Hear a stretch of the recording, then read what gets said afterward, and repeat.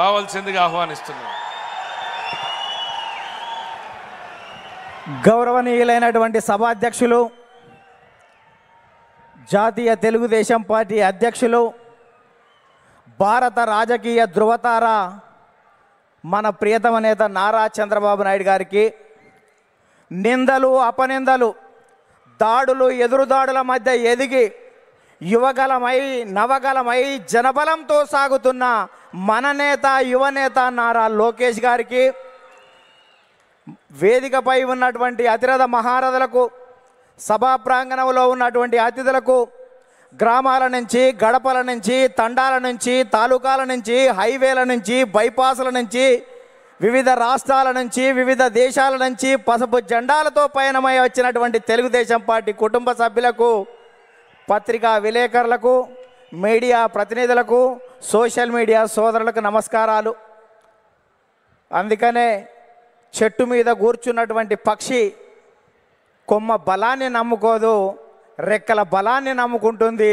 Telugu Desam party కార్యకర్తల బలాన్ని, బలగాన్ని నమ్ముకుంటుంది. కాబట్టి కార్యకర్తలే ఈ పార్టీకి ఇంధనం. అందుకే మీకు నా తొలి వందనం అని ఈ సందర్భంగా గుర్తు చేస్తున్నాను.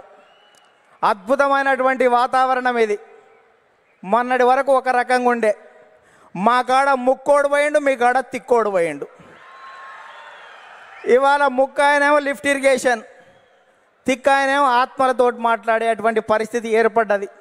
ఈ సమయంలో జనం కోసం, జాతి కోసం, పేదల కోసం, బీదల కోసం మహానాడు ఏర్పాటు చేసుకొని అధికారంలో ఉంటే ప్రజలకు చేయవలసిన దాని గురించి, ప్రతిపక్షంలో ఉంటే ప్రజా సమస్యల మీద మాట్లాడేటువంటి ఈ మహానాడు వేదికపై, ఈ మహత్తరమైన వేదికపై తెలుగు జాతి విశ్వఖ్యాతి అనేటువంటి అంశం మీద ఈ తీర్మానాన్ని బలపరిచే అవకాశం ఇచ్చిన బాబు గారికి ధన్యవాదాలు.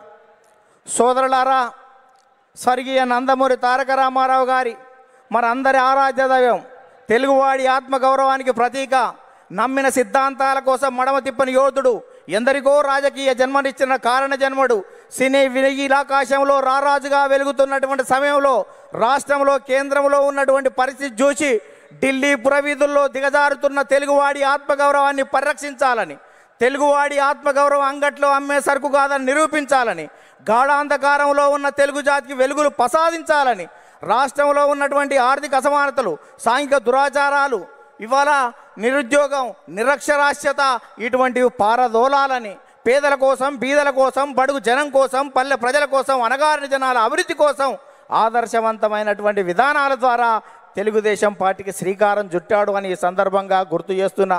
అందుకనే తెలుగుదేశం పార్టీ ఆవిర్భావం తర్వాత రాష్ట్ర రాజకీయాల్లో పెను సంచలనం చంపింది. 9 నెలల్లోనే ఇవాళ అధికారంలోకి వచ్చినటువంటి చరిత్ర మనది. భారతదేశ రాజకీయాల్లో సంచలనాలు సృష్టించినటువంటి చరిత్ర మనది. ఒక ప్రాంతీయ పార్టీగా ఉండి భారత పార్లమెంట్లో ప్రతిపక్ష స్థాయిలో కూడా ఉండగలమని నిరూపించినటువంటి చరిత్ర మనది. భారత ప్రధానమంత్రులు, రాష్ట్రపతుల ఎన్నికలో కూడా ప్రధానమైన భూమిక పోషించినటువంటి చరిత్ర తెలుగుదేశం పార్టీ. అందుకనే తెలుగుదేశం పార్టీ ఆవిర్భావం తర్వాత గ్రామాలకు మౌలిక సౌకర్యాలు అందాయి, ప్రజలకు సంక్షేమ ఫలాలు అందాయి, ప్రజలకు రాజకీయ చైతన్యం వచ్చింది, బలహీన వర్గాలకు రాజకీయ జీవితం వచ్చింది అని ఈ సందర్భంగా గుర్తు చేస్తున్నా. సామాజిక మార్పులకు స్వాగతం పలికాం, ఆర్థిక అభివృద్ధికి అందలం వేశాం, నిమ్న జాతుల ఉద్ధరణ కోసం, బడుగు జన ఉద్ధరణ కోసం బాటలు వేశాము అని సందర్భంగా గుర్తు చేస్తున్నాను. అందుకని సోదరులారా,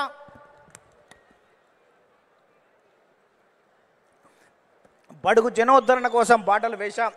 అందుకనే గతంలో రాజకీయాలు భూస్వాములు, ఆసాములు, జమీందారులు, జాగీర్దారులు, దేశ్ముఖులు, దేశ్ పాండేల కబంధ హస్తాలలో ఉన్నటువంటి రాజకీయాన్ని గరీబోళ్ళ ముంద ఉంచినటువంటి చరిత్ర తెలుగుదేశం పార్టీది. కమ్మరి, కుమ్మరి, జాగలి, మంగలి, ఎరకలి, మాల, మాదిగ, వడ్డెర, బలిజ, లంబాడ, కోయ, ముదిరాజ, పెరిక, మేరు, కాపు, వైశ్య, యాదవ, నేత, గీత, కార్మిక, కర్షక, బడుగు బలహీన వర్గాల బిడ్డల చేతులకు ఈ రాజకీయ అవకాశాన్ని తీసుకొచ్చినటువంటి చరిత్ర తెలుగుదేశం పార్టీదని ఈ సందర్భంగా గుర్తు చేస్తున్నా. అందుకనే స్వర్గీయ నందమూరి తారక రామారావు గారు 2 రూపాయల కిలో బియ్యం పెట్టాడు. ఆ రోజు ఉన్నటువంటి తినేవాడికి తిండి, ఉండడానికి ఇల్లు, కట్టుకోవడానికి బట్టలు ఉండాలని 2 రూపాయల కిలో బియ్యం పెడితే 30 సంవత్సరాల క్రితం 40 సంవత్సరాల క్రితం తెలుగుదేశం పార్టీ పెడితే ఈ దేశంలో ఆహారత భద్రత చట్టం మనం పెట్టిన దానికి 20 సంవత్సరాల తర్వాత ఆహారత భద్రత చట్టం వచ్చింది.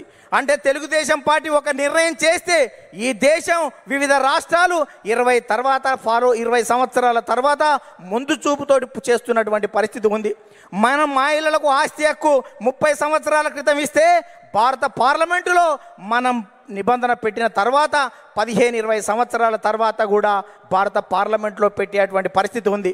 అందుకనే ఈ దేశంలో ప్రతి చట్టం కూడా తెలుగుదేశం పార్టీ ముందు చూపుతోటి విజన్ 20 తోటి ముందుకు పోతున్నటువంటి పరిస్థితి ఉంది. అందుకనే స్వర్గీయ నందమూరి తారక రామారావు గారు తర్వాత మన ప్రియతమ నేత నారా చంద్రబాబు నాయుడు గారు అధికారంలోకి వచ్చిన తర్వాత రామన్న రూపుదిద్దినటువంటి ఈ పార్టీని చంద్రన్న తీర్చిదిద్దాడు.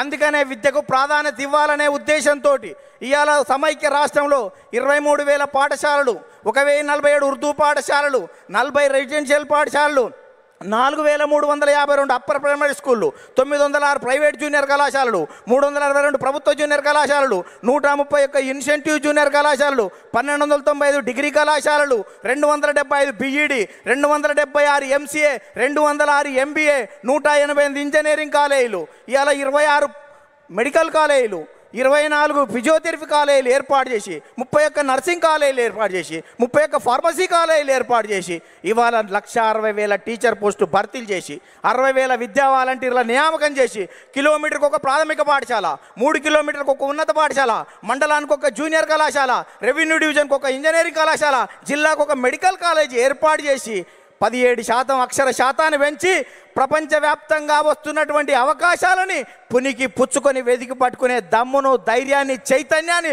స్ఫూర్తి ఇచ్చినటువంటి చరిత్ర మన నారా చంద్రబాబు నాయుడు గారు దాన్ని సందర్భంగా గుర్తు చేస్తున్నా. అందుకనే యువత నేడు నారా అంటే రా అని పిలుస్తున్నటువంటి తరుణం ఆసన్నమైంది అని ఈ సందర్భంగా గుర్తు చేస్తున్నా.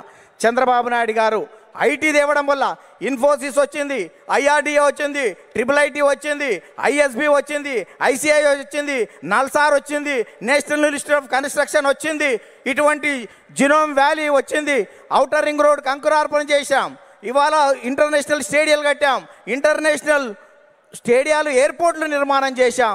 ఇవాళ హైదరాబాద్లో అనేక రకాలైనటువంటి అభివృద్ధితోటి ప్రపంచవ్యాప్తంగా ఉన్నటువంటి కంపెనీలు ఇవాళ హైదరాబాద్కు వచ్చాయి, తెలుగు రాష్ట్రాలకు వచ్చాయని సందర్భంగా గుర్తు చేస్తున్నా. తెలుగుదేశం పార్టీ ప్రపంచవ్యాప్తంగా ఉన్నటువంటి తెలుగు వాళ్ళ కోసమే పనిచేస్తుంది అని సందర్భంగా గుర్తు చేస్తున్నాను. తెలుగు రాష్ట్రాల అభివృద్ధికి అడుగులు నేర్పినటువంటి చరిత్ర తెలుగుదేశం పార్టీది. తెలుగు రాష్ట్రాలలో ప్రగతిని పరుగులు తీయించినటువంటి చరిత్ర ఇవాళ తెలుగుదేశం పార్టీదని సందర్భంగా గుర్తు చేస్తున్నాను. అందుకనే సోదరులారా, ఇవాళ ప్రపంచవ్యాప్తంగా నారా చంద్రబాబు నాయుడు గారి మీద ఉన్నటువంటి మమకారంతో ఇవాళ చంద్రబాబు నాయుడు గారు అనుక్షణం, ప్రతిరోజు, ప్రతి గంట, ప్రతి నిమిషం, ప్రతి క్షణం ప్రపంచవ్యాప్తంగా వచ్చినటువంటి మార్పులను గ్రహిస్తూ మనని చైతన్యం చేస్తూ ఆ వైపు మనల్ని తీర్చిదిద్దు తెలుగు జాతిని మహోన్నత జాతిగా తీర్చిదిద్దేటువంటి దానికి శ్రీకారం చుట్టాడు అని సందర్భంగా గుర్తు చేస్తున్నాం. అందుకనే తెలుగుదేశం పార్టీ 20 సంవత్సరాల క్రితం చంద్రబాబు నాయుడు గారు జినోమ్ వ్యాలీ పెడితే కోవిడ్ టైంలో వ్యాక్సిన్ జినోమ్ వ్యాలీ నుంచి వచ్చి భారతదేశం మొత్తం ఇవాళ గర్వించదగ్గటువంటి వ్యాక్సిన్ 20 సంవత్సరాల క్రితం చంద్రబాబు నాయుడు గారు పెట్టిన జినోమ్ వ్యాలీలో తయారయ్యింది అంటే దేశం మొత్తం కూడా చంద్రబాబు నాయుడు గారికి ధన్యవాదాలు చెప్పవలసినటువంటి అవసరం ఉంది అని సందర్భంగా గుర్తు చేస్తున్నాను. అందుకనే అనేక మంది నేతలు రాజకీయంగా ఎన్ని విమర్శలు చేసినా మాన్యశ్రీ ప్రధానమంత్రి సైతం చంద్రబాబు నాయుడు గారి గురించి అనేక విషయాలు చెప్పారు. ముందు చూపుతో ఉన్నటువంటి అతని నాయకత్వాన్ని నేను అనుక్షణం చూస్తూ ఉంటానని చెప్పాడు. 20 సంవత్సరాల క్రితం చంద్రబాబు నాయుడు గారు టూరిజం గురించి చెప్తే ఎగతాళి చేసినటువంటి కమ్యూనిస్టులు మొన్న మా తెలంగాణ అసెంబ్లీలోనే టూరిజం అంటే మేము అపార్థం చేసుకున్నాం, అది అద్భుతం అని చెప్పినటువంటి పరిస్థితి చూసాం. అందుకనే ఇవాళటువంటి తెలంగాణలో ఉన్నటువంటి కొన్ని శక్తులు మనం నిత్యం వ్యతిరేకించే వాళ్ళు అనేక సందర్భాల్లో కూడా మనం చేసినటువంటి చంద్రబాబు నాయుడు గారి జినోమ్ వ్యాలీ గురించి కానీ ఆర్థిక అభివృద్ధిని ఏ రకంగా ముందుకు తీసుకువెళ్ళాడనేటువంటి విషయం ఒప్పుకున్నటువంటి ఉంది.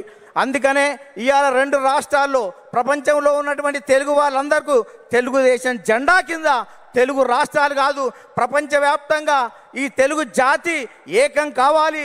తెలుగుదేశం జెండా కింద మనం అందరం ఐక్యంగా ముందుకు సాగుతూ ప్రపంచంలో ఒక గొప్ప జాతిగా మనం కీర్తి గడించవలసిన అవసరం ఉందని చెప్తూ ఆ కార్యక్రమానికి శ్రీకారం చుట్టిన నారా చంద్రబాబు నాయుడు గారికి, లోకేష్ గారికి ప్రత్యేక ధన్యవాదాలు చెబుతూ మనం అందరం కలిసి కట్టుగా కలిపి జట్టుగా ఈ పార్టీ ప్రతిష్టత కోసం కృషి చేద్దామని చెప్తూ ముగిస్తున్నాను. ధన్యవాదాలు. థ్యాంక్ యూ నర్సిరెడ్డి గారు. రెండవ రోజు రెండవ తీర్మానాన్ని ముగించుకున్నాం. తర్వాత తీర్మానం రాష్ట్రం విధ్వంసం నుండి పునర్నిర్మాణం వైపు అడుగులు అనేటువంటి తీర్మానాన్ని ప్రవేశపెట్టడానికి 6 సార్లు శాసనసభ్యులుగా తన గళాన్ని ప్రజల పక్షాన ప్రతిపక్షంలో వినిపించినటువంటి